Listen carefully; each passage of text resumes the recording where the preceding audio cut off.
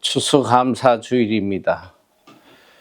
전 세계가 11월 한 달 동안은 추수감사 예배로 드립니다. 1년 동안 지켜주신 하나님의 은혜를 깊이 감사하며 하나님께 영광 돌리는 그런 시간입니다.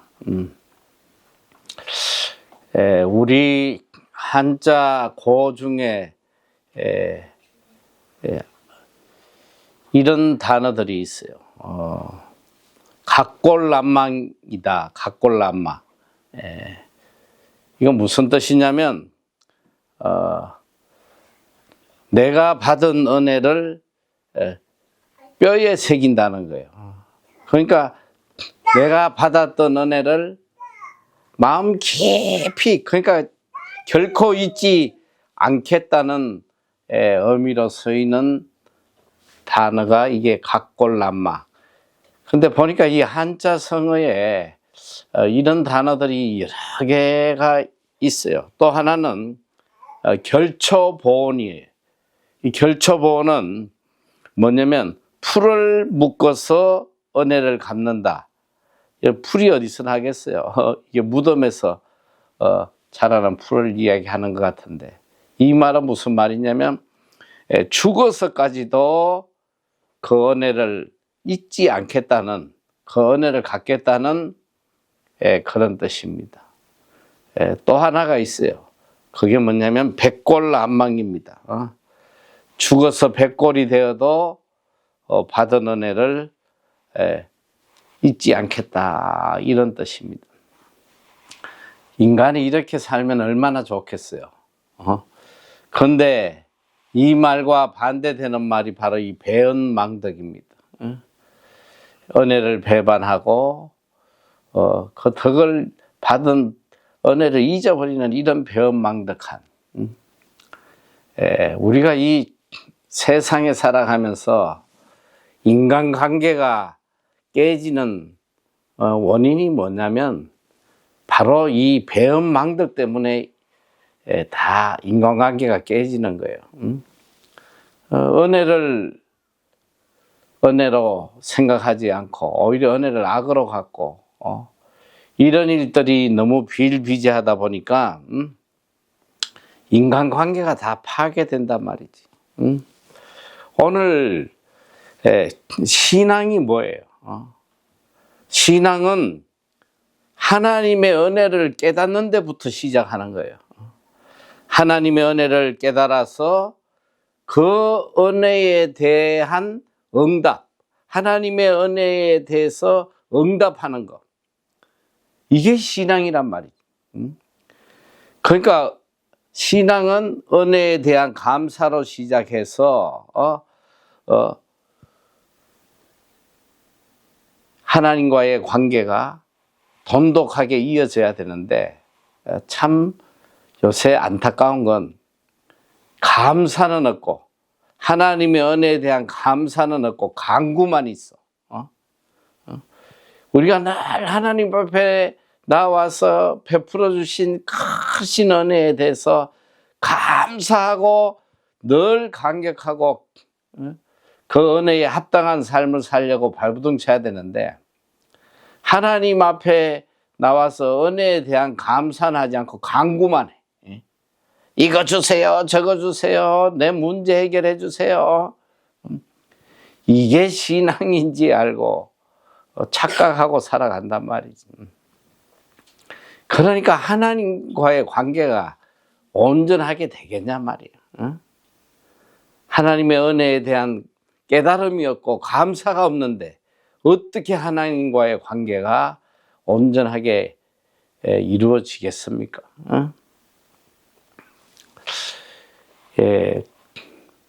원래 이 추수감사절은 미국의 청교도들이 하나님 앞에 감사 예배를 드림으로 시작이 되었습니다. 그런데 이 추수감사절이 어떻게 유래되었나 보면 참 가슴이 뭉클해요. 이 청교도들이 여러분이 알다시피 이 메이플라워호를 타고 미국에 들어가서 그들이 겪은 고난이라는 것은 말로 할 수 없어요. 도착해서 얼마 지나지 않아서 반 이상이 다 굶어 죽고 병들어 죽었어요. 그리고 남아있는 사람들도 매년 풍토병과 인디안의 습격 그리고 흉년으로 인해서 하루도 평할 날이 없고 또 미래에 대해서 한 줄기의 소망도 보이지 않는 그런 상황에 있었습니다. 그러니까 그들이 할 수 있는 것은 오로지 하나님 앞에 늘 기도하는 거예요. 특별히 이 문제를 해결받기 위해서 하나님 앞에 늘 나를 정해놓고 금식 기도를 합니다. 하나님 이 상황을 좀 돌봐 주십시오. 우리를 좀 제발 도와주십시오. 그들은 눈물로 이 금식 기간을 선포하고 하나님 앞에 매달렸어요. 그런데 이 금식 기도 기간을 정해놓고 하나님께 울부짖는 시간이 갈수록 늘어나는 거예요. 너무나 많은 문제들이 발생하고 견딜 수 없으니까 또 모여서 우리가 금식 기도하자. 또 눈물로 하나님 앞에 기도하고 또 얼마 지나지 않아서 또 모여서 금식 기도하고 또 그들에게 큰 어려운 형편이 되었을 때 또다시 다 모여서 언언합니다. 우리가 이번에도 금식 절기를 기간을 정해서 하나님 앞에 또 금식 기도하자 할 때에 그때 한 농부가 참 이렇게 제안을 합니다. 지금까지 우리가 항상 하나님 앞에 이렇게 간절하게 금식 기도를 했는데 이 금식 기도가 가장 하나님 앞에 도와달라는 그런 간절한 간구밖에 우리가 하지 않았지 않냐. 이제는 우리가 하나님 앞에 간구만 할 것이 아니고 이 금식 기도 기간을 하나님 앞에 감사드리는 감사의 기간으로 우리가 한번 바꿔보자. 비록 우리가 굶어 죽고 수많은 어려운 일들이 눈앞에 있지만 그래도 조금 생각해 보면 얼마나 감사한 일이 많냐. 우리에게 신앙의 자유가 주어졌고 또 정치적인 자유도 주어지고 또 우리에게 이렇게 광활한 대지를 하나님이 주시지 않았나. 이제는 매일 금식하고 울부짖고 하나님 앞에 도와달라고만 기도할 게 아니라 우리에게 베풀어 주신 은혜에 대해서 감사하는 기간을 가지면 좋겠다. 그렇게 해서 이분들이 다 크게 공감을 하고 그래 우리가 먼저 하나님 앞에 은혜 베풀어 주신 은혜에 대해서 감사 기도하는 그런 시간을 가지자. 그렇게 해서 생겨난 게 추수감사절이라고 합니다. 여러분은 하나님 앞에 얼마나 감사하고 살아갑니까? 그리고 감사한다면 무엇을 감사하고 어디까지 감사하고 살아가고 있습니다. 우리는 대체로 나에게 좋은 일이 일어날 때, 내 뜻대로 이루어졌을 때 하나님 앞에 그저 감사하는 그런 수준밖에 되지 않아요. 정말 고통 중에, 정말 환난 중에 눈물로 하나님 앞에 감사하는 그런 감사를 과연 하고 살아가는지 우리 자신을 뒤돌아봐야 돼요. 오늘 이 본문 시편 116편은 한 신앙인의 깊은 차원의 감사의 고백입니다. 참 이 말씀을 묵상하면서 참으로 많은 은혜가 되었는데, 특별히 시편 113편부터 118편까지는 애굽 할렐시라고 그래요. 애굽의 속박에서 건져내 주신 하나님을 찬양하는 시입니다. 그래서 할렐시라고 합니다. 특별히 116편은 죽음을 통과한 한 사람의 신앙의 고백을 기록하고 있습니다. 이 시편 저자는 누구인지 미상으로 되어 있습니다만은 한 고통 중에 있는 한 신앙인의 간절한 고백으로 볼 수 있어요. 오늘 이 시편 저자는 죽음의 고통 속에서 하나님의 크신 은혜를 깨닫고 감사하는 그런 차원 높은 감사의 고백을 하고 있습니다. 오늘 이 본문의 감사는 뭐 부자 되고 뭐 성공하고 내 뜻이 이루어져서 감사하는 그런 차원의 감사가 아니에요. 죽음의 고통 속에서 정말 어떻게 보면 인간이 겪을 수 있는 최악의 상황 속에서 가슴 깊은 곳에 우러나는 하나님의 은혜에 대한 감사의 고백입니다. 여기 8절에 보니까 주께서 내 영혼을 사망에서 내 눈을 눈물에서 내 발을 넘어짐에서 건지셨나이다. 주께서 내 영혼을 사망에서, 여러분 이 사망이 뭐예요? 죽음이에요. 이 히브리어 마웨트라는 단어인데 이것은 죽을 수밖에 없는 상황. 그런데 이 죽음의 원인이 질병인지 아니면 외부의 어떤 핍박으로 인한 죽음인지 그건 모르지만 오늘 이 본문에 내 영혼을 사망해서라는 것은 이 시편 저자가 죽음의 상황까지 이르는 아무 소망이 없는 너무나 처절한 생명의 위협을 느끼는 그런 심각한 위기로부터 그는 하나님의 구원의 손길에 대해서 감사를 하고 있습니다. 또 여기 보니까 내 눈을 눈물에서 건지셨다는 거예요. 내 눈을 눈물에서. 여러분 눈물 없이 견딜 수 없는 고통의 환경들. 참 이 인생의 삶이라는 것이 참 고해라고 그러잖아요. 고통의 바다다. 오대양 바다가 참 만민의 눈물이라고 나폴레옹이 이야기했던 것처럼 인생의 삶 속에 눈물 없이 살아가지 못할 일들이 얼마나 많은지 몰라요.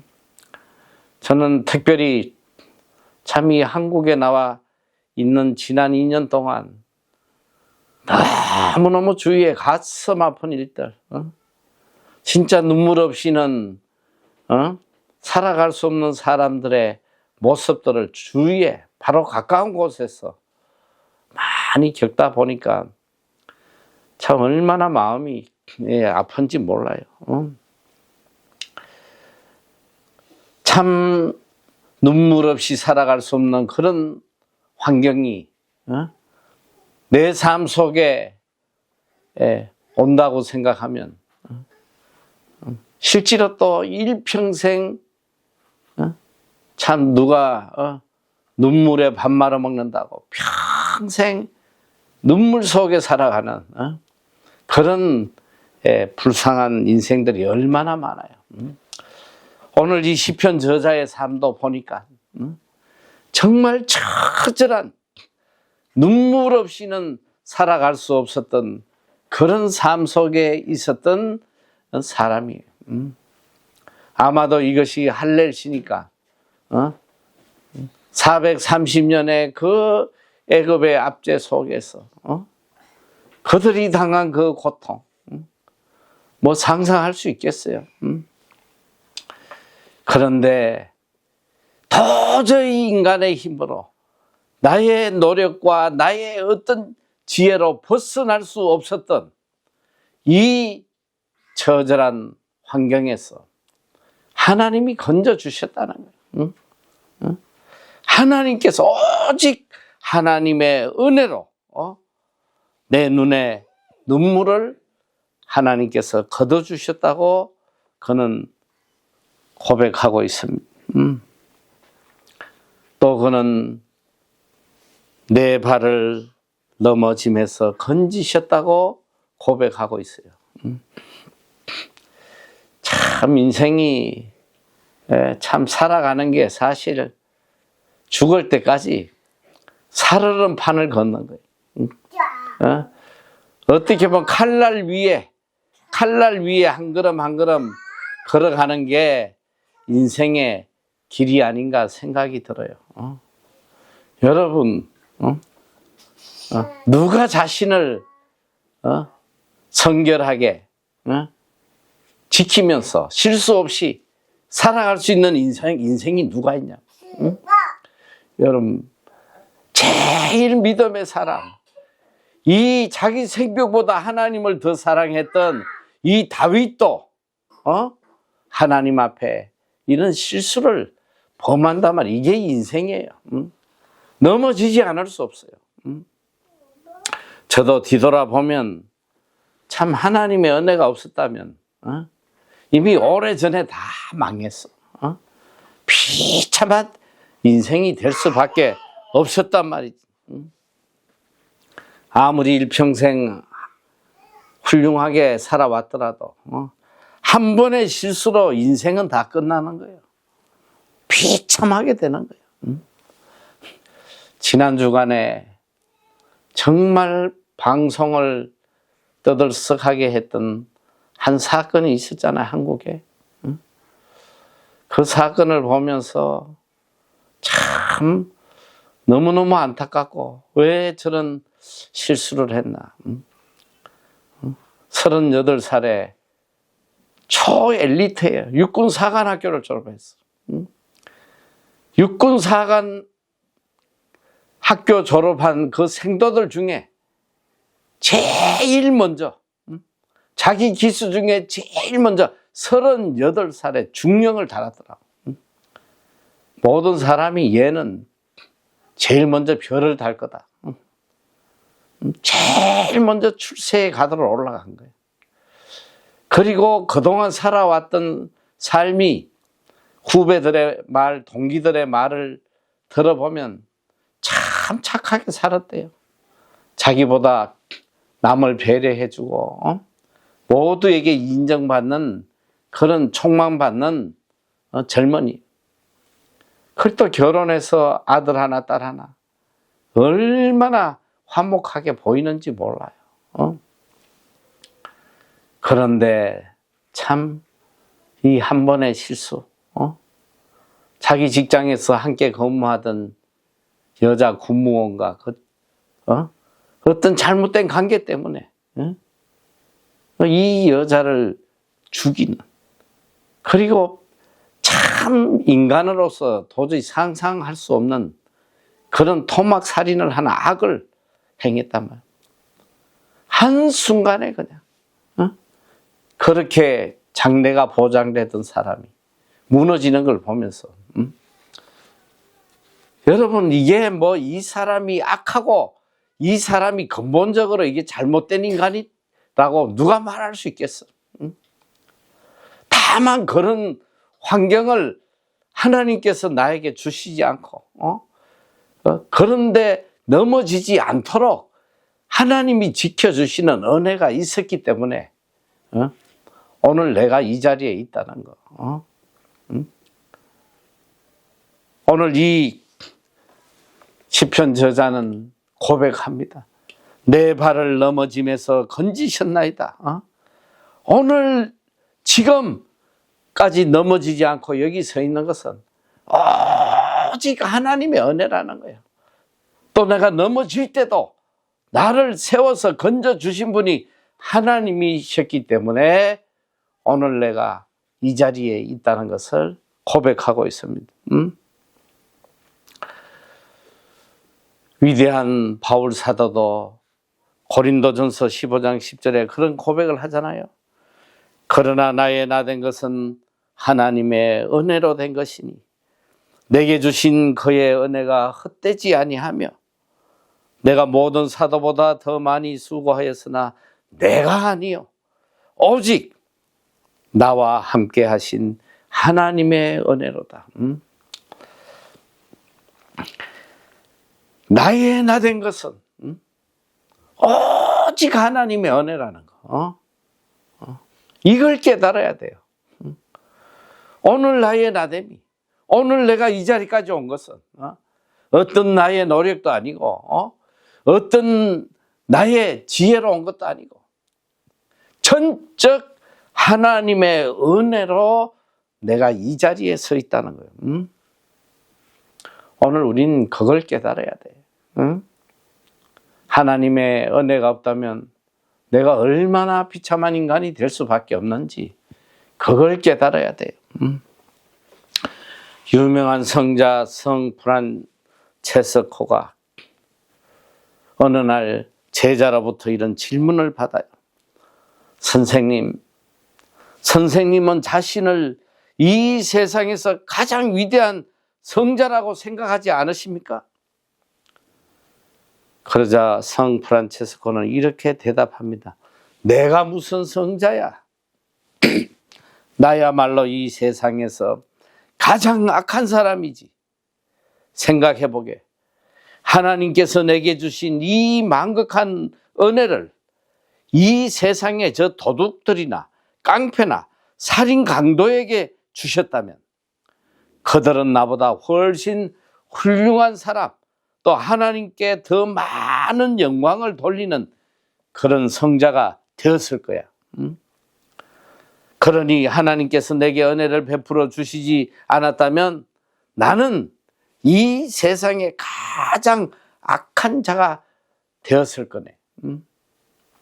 여러분, 이게 참 진실된 고백이에요. 누가 감히 내가 남보다 어렵다고 말할 사람이 누가 있냐 말이에요. 누가 감히 나는 선하게 살아왔다고 말할 자가 누가 있냐 말이에요. 하나님 은혜가 없으면 가장 악한 자예요. 가장 소망 없는 자가 바로 내 자신이라는 거. 이걸 깨달아야 돼요. 오늘 이 시편 저자가 이 죽음의 고난 중에 그가 깨달은 것은 나는 가장 악하고 나약한 존재임을 깨달은 거예요.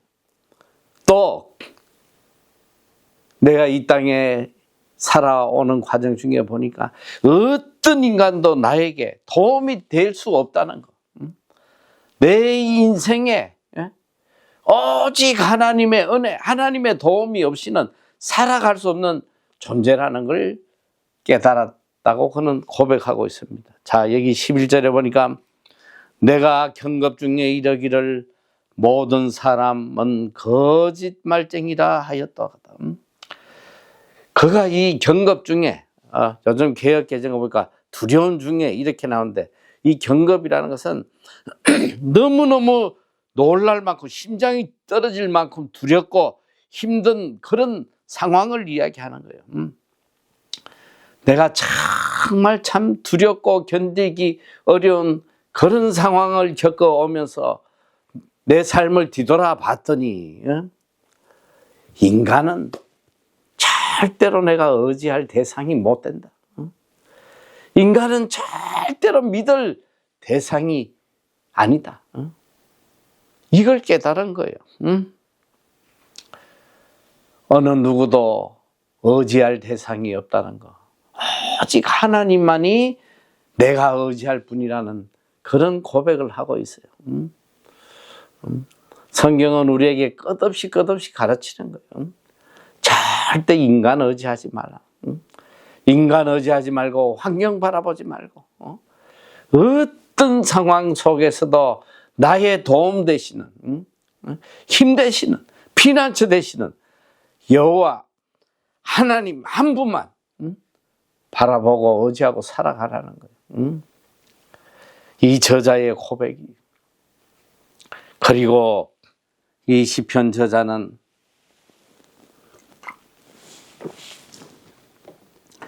이런 죽음의 상황 속에서 지금까지 나를 지켜주시고 나를 구원해 주신 이 크신 하나님의 은혜 앞에 그는 숙연해져요. 겸손해집니다. 그리고 그 마음속에는 오직 이 한 가지, 어떻게 하면 이 어려운 환경을 벗어나서 내가 훌륭하게 되고 평안하게 되고 높아질까, 이런 게 아니에요. 이런 죽음과 같은 고난을 겪어오면서 그 마음속에 남은 건 딱 한 가지란 말이에요. 그 한 가지의 고백이 12절 말씀이에요. 여호와께서 내게 주신 모든 은혜를 무엇으로 보답할꼬? 여호와께서 내게 주신 모든 은혜, 내 인생의 삶 속에 베풀어 주신 이 모든 은혜, 이걸 무엇으로 보답할까? 그는 이 한 가지밖에 없어. 마음속에 이 하나님의 은혜를 어떻게 보답할까? 이 말은 무슨 말이냐? 하나님이 베풀어 주신 이 크신 은혜를 보답할 길이 없다는 거예요. 이 은혜를 무슨 재주로 내가 보답하겠나? 그의 간절한 고백입니다. 그리고 그는 이 베풀어 주신 하나님의 은혜에 대해서 네 가지로 마음의 결단을 합니다. 이 크신 은혜 앞에 나는 앞으로 이렇게 살아야 되겠다. 오늘 이 116편 1절 2절에 보면 그는 첫 번째로 이렇게 고백해요. 여호와께서 내 음성과 내 간구를 들으심으로 내가 저를 사랑하는도다. 그 귀를 내게 기울이셨으므로 내가 평생에 기도하리라. 그는 마음의 결단을 해요.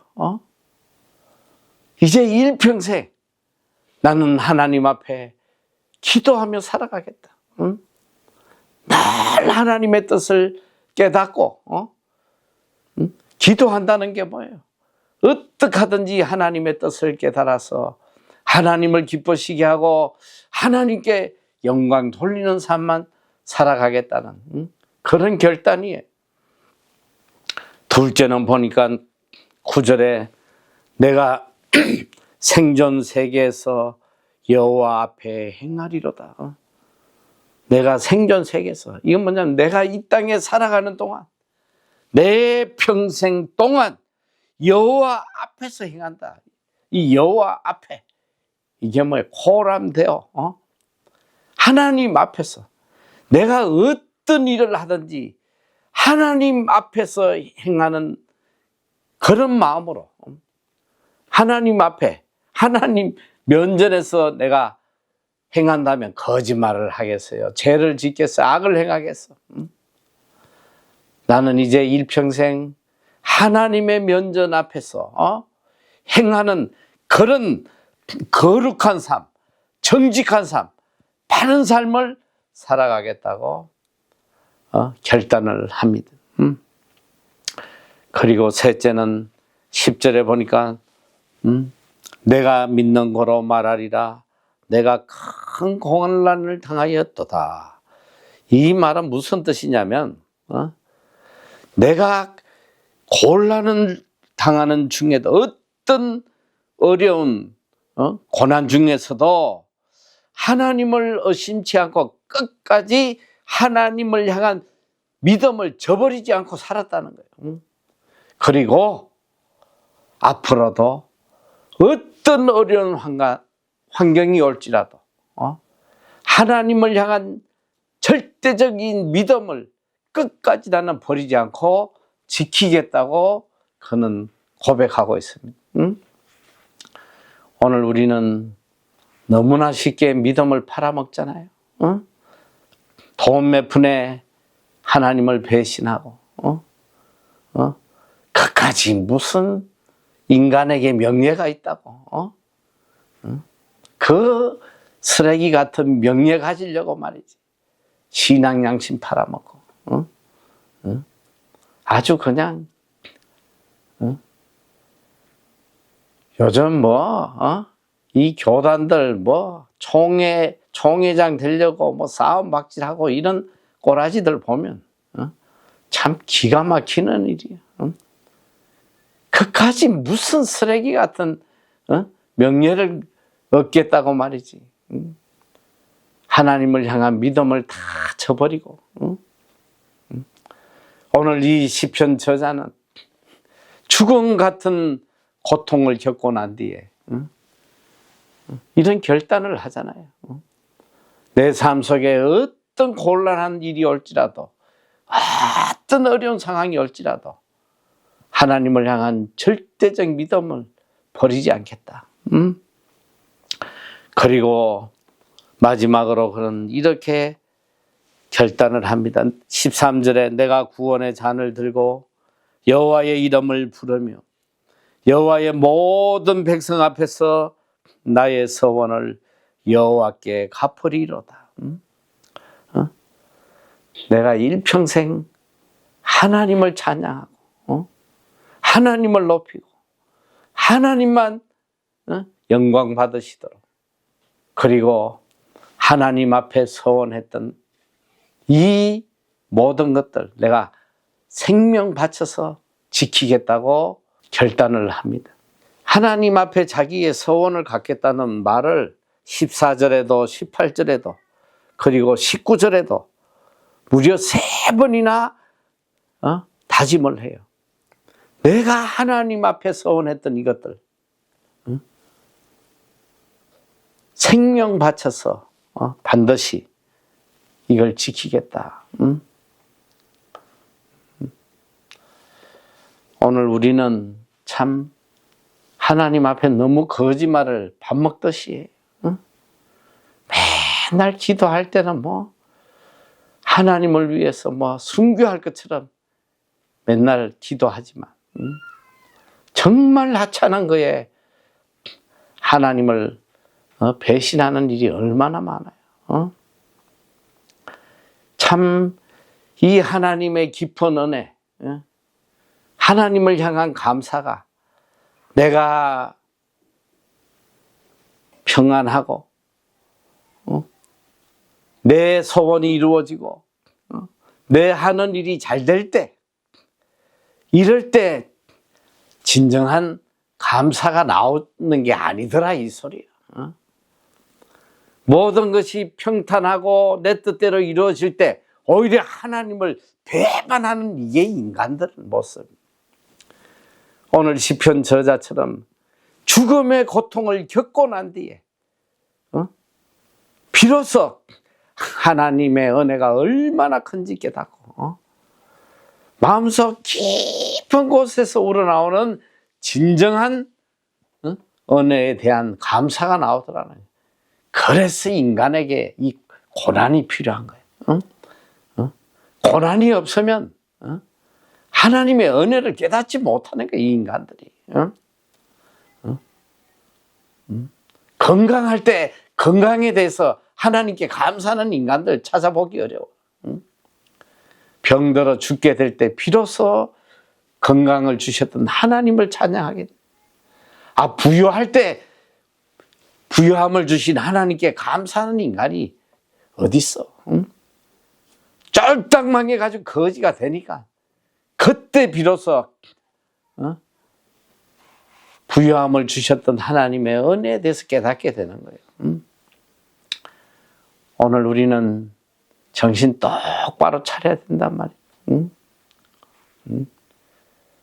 여러분, 사실은 이런 죽음의 고통 속에서 감사하는 것보다 내가 평안하고 형통할 때에 더 하나님께 감사해야지 이게 정상이란 말이에요.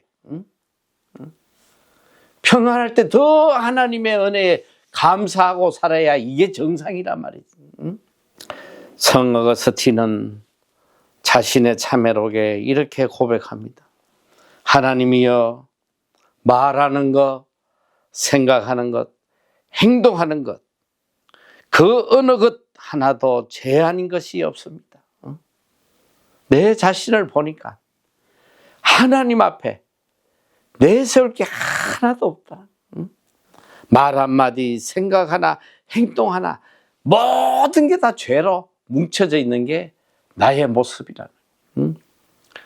그리고 그는 하나님의 은혜에 대해서 이렇게 두 가지로 이야기를 해요. 하나는 선행의 은혜요, 다른 하나는 후행의 은혜다. 이 선행의 은혜는 뭐냐면 내가 하나님을 모를 때에 하나님께서 불가항력적으로 하나님께서 강권적으로 나를 회심하도록 하나님께 돌아오도록 인도해 주신 은혜. 이 은혜가 얼마나 큰지 몰라. 그리고 후행하는 은혜는 뭐냐? 회심한 후에 주시는 하나님의 간섭하시는 은혜. 내 삶 속에 하나님께서 일일이 간섭하셔서 바른 길로, 어려운 길로, 거룩한 길로 가도록 인도하시는 이 은혜. 그건 이걸 감사해요. 그리고 장로교 창시자인 칼빈도 똑같은 이야기를 합니다. 하나는 죄인이 어렵게 되는 은혜. 이게 선행의 은혜예요. 그리고 하나는 성화되어 가는 은혜. 하나님의 성품을 닮아가도록 하나님이 내 삶에 친히 개입하셔서 나를 이끌어 가시는 이 은혜를 이야기하는 것입니다. 철학자 파스칼은 이런 이야기를 해요. 이 세상에 많은 사람이 사는 것 같으나 알고 보면 딱 두 가지 종류 사람밖에 없다. 왜? 모두 다 죄인이니까. 위로부터 아래까지 죄인 아닌 사람이 하나도 없는 거예요. 그런데 두 종류의 사람이 있는데 딱 두 종류의 죄인이 있을 뿐이라는 거예요. 하나는 나는 죄인입니다 라고 죄인됨을 알고 사는 죄인.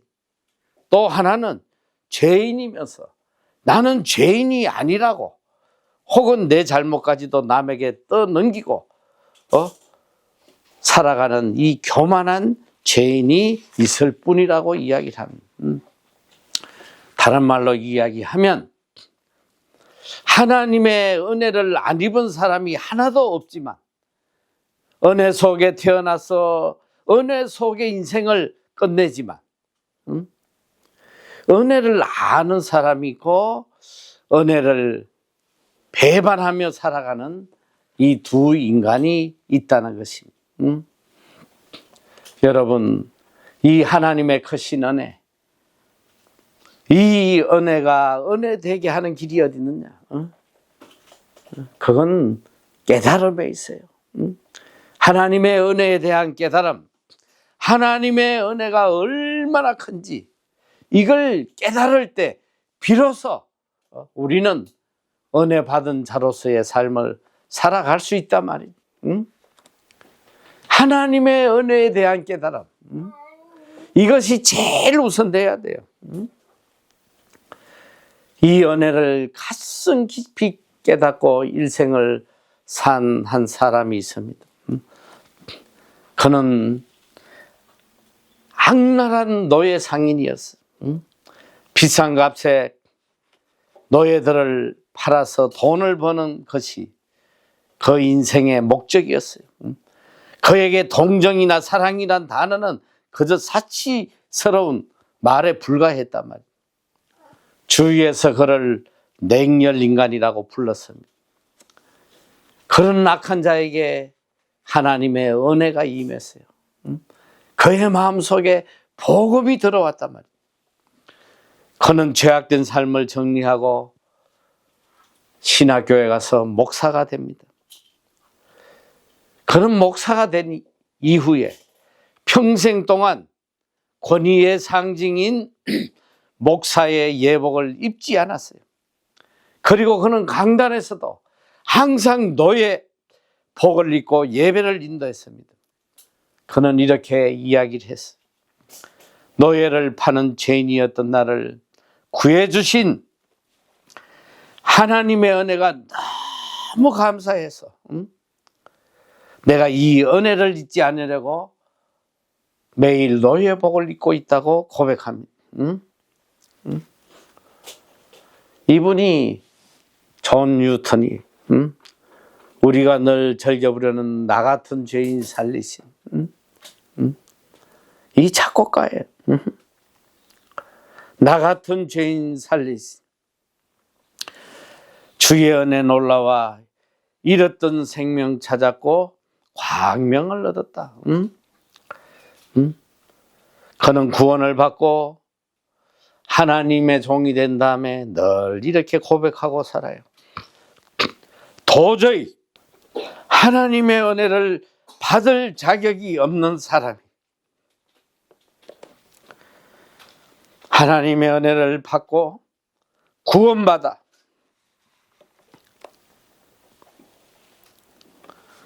하나님의 종이 되었습니다. 은혜는커녕 심판을 받아야 할 죄인이 이런 큰 은혜를 받아 주의 종이 되었습니다. 그는 일평생 이 은혜에 고백을 하고 산 사람이란 말이죠. 괴테는 이런 이야기를 했어.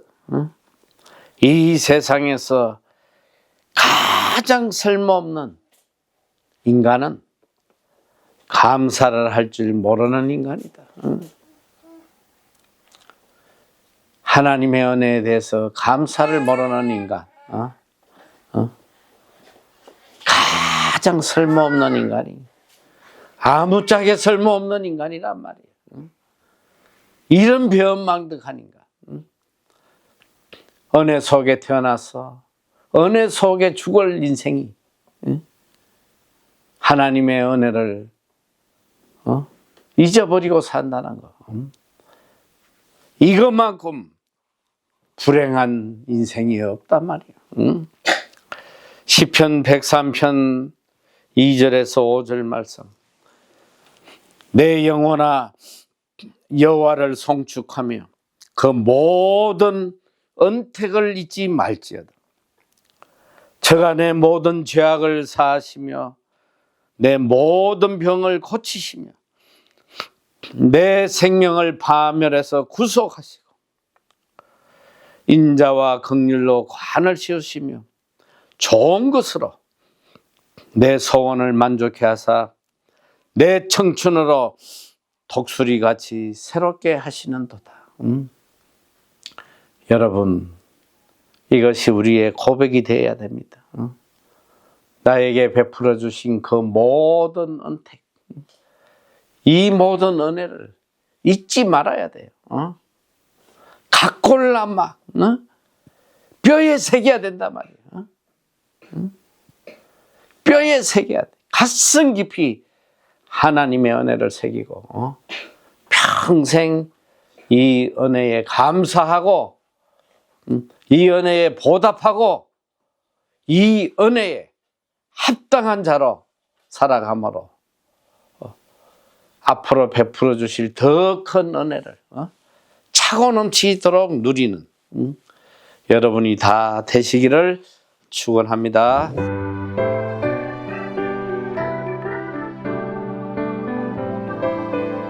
우리 인간들 중에 죄 없는 사람이 있어요, 없어요?